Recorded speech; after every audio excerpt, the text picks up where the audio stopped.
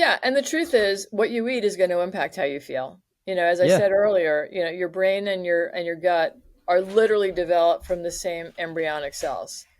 So Hmm. it's like a little bundle of cells. Some of it migrates north to become the brain and the spinal cord, and some of it migrates south and sits in your intestines. It's called the enteric nervous system.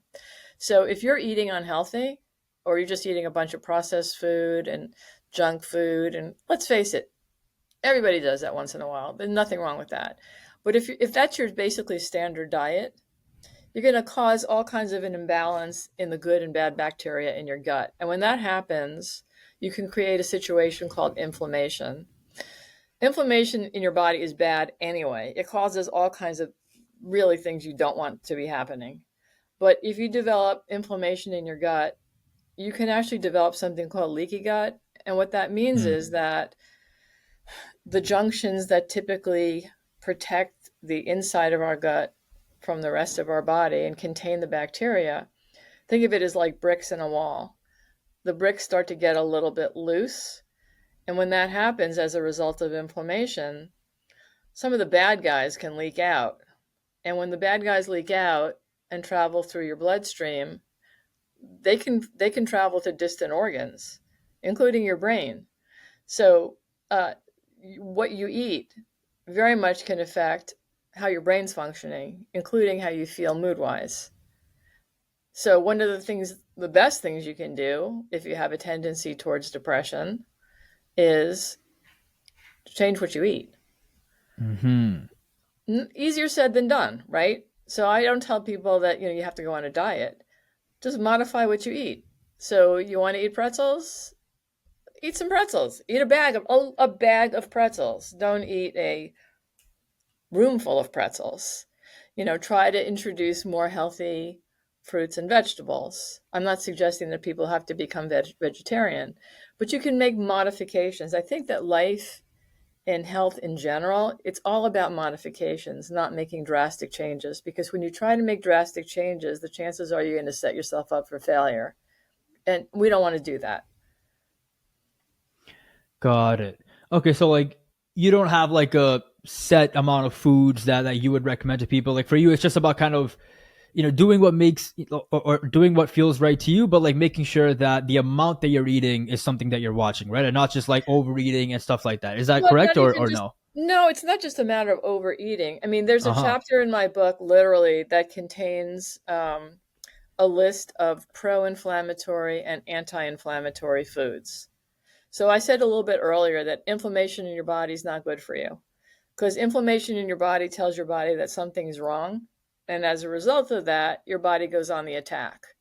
So, for example, people who have autoimmune disorders, they tend to flare or have flares when there's more inflammation in your body.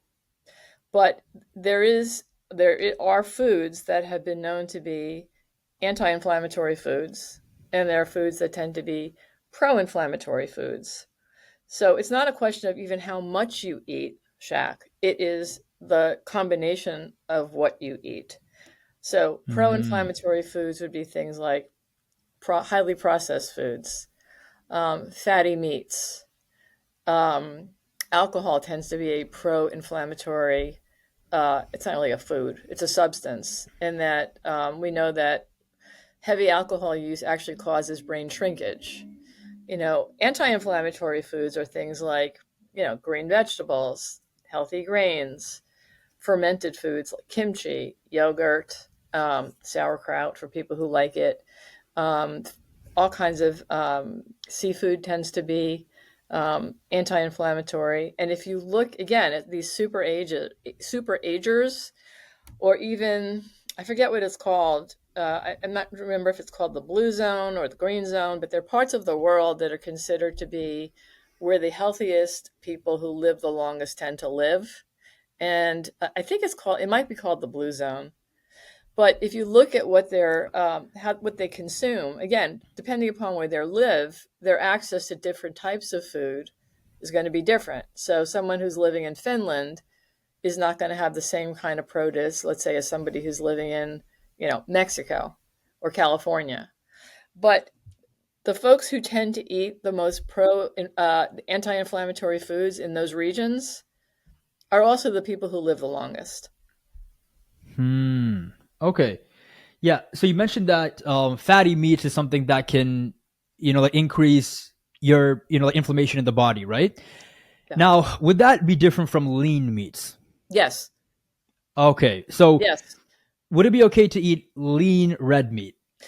Yeah, but I wouldn't eat it every Okay. day. Again, I'm not a Mm. nutritionist, but I wouldn't eat it every day. Hmm. But if you're going to, I Yeah, mean, because does it that's have a to hot be? topic, right? Yeah. Like I said, I know some Yeah. people are like to eat red meat. If you're going to eat red meat, I'd eat leaner cuts. Things like flank steak or the ones that tend to not be as heavily marbled. I mean, folks who eat a lot, for example, I mean, let's face it, bacon tastes great, and I Yeah. eat it Yeah. every once. It's great, but I wouldn't eat it 3 times a day, and I wouldn't eat huge quantities. But you Hmm. can't deprive yourself of everything that tastes good. I just wouldn't make it a regular diet. Got it. Okay.